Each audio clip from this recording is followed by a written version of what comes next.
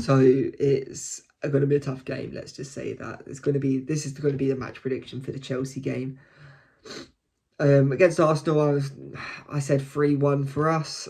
Obviously, it didn't go out that way, but if you look at the goals scored and how the game played out, it could have been that way easily. It was a game where we could have won it. Sadly, we didn't. Things didn't go our way, but that's football at the end of the day. Chelsea, I'm going to go for 4-1.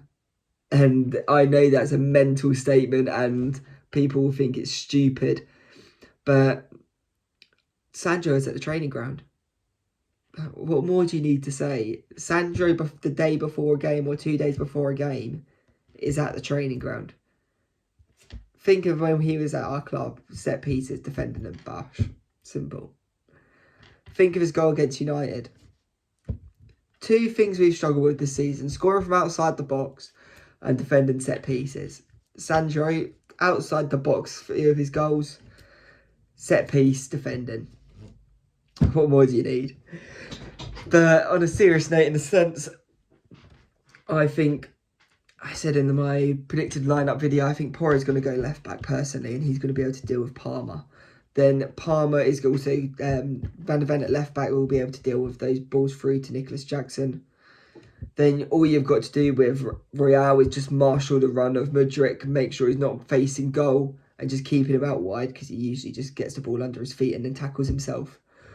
So I feel like that back four should be able to do fine against Chelsea's front three, really. You've got Sarr who can match the legs of Caicedo in the middle, and Caicedo wants to drive forward. So I think we can bait him with that sense as well. Kulusevski I want as the 10. And I think that's going to be able to unlock some bits, and he's going to be able to show why he's the 10. And if he can perform and does perform, he's going to be able to hold that position for the game against Liverpool. And show Ange why he should be starting as a 10 instead of Maddison. And he might now push Maddison out wide as a right winger if Kulusevski's playing as that 10 and playing it well. So I feel like we've got a chance of that. You've got also Richarlison. If we are to put some balls in the box, we know Royale likes to cross the ball in. It's going to be more of cutbacks if Porro's going to be going on that left-hand side because it's going to be on his weak foot.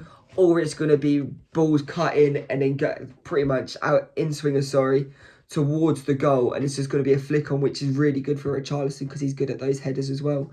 So I feel like both of those the full-backs there will be able to help Richarlison out with those types of crosses. Then you're looking at Sonny, who is more likely going to be doing the cut-in, not really going to be going in to a byline and then cutting back. So it'll be Sonny coming in, Porro hopefully overlapping wide. So you're going to get some also rebounds, or it might be a Sonny mid-range shot.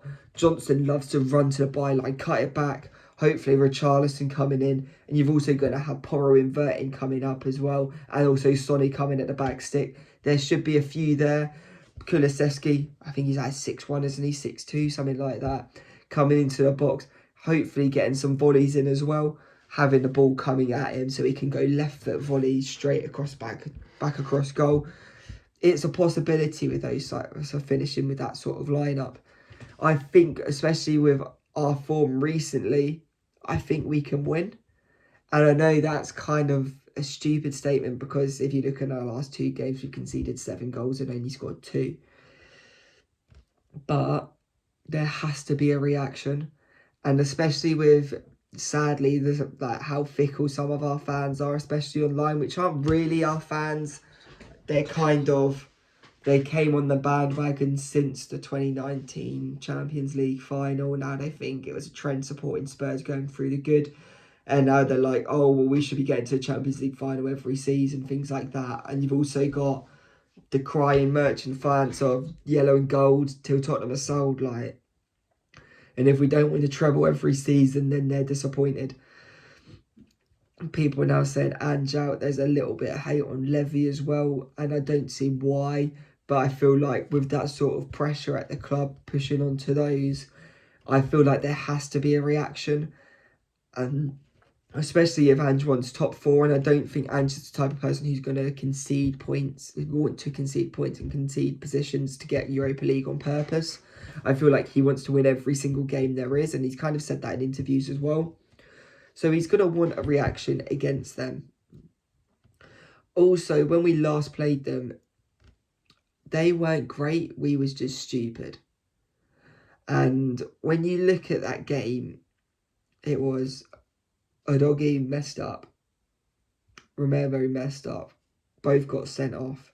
And also when you look at it, Romero's red wouldn't have been a red if it was this time of the season because other people have done it and not got a red. You had Madison go off injured.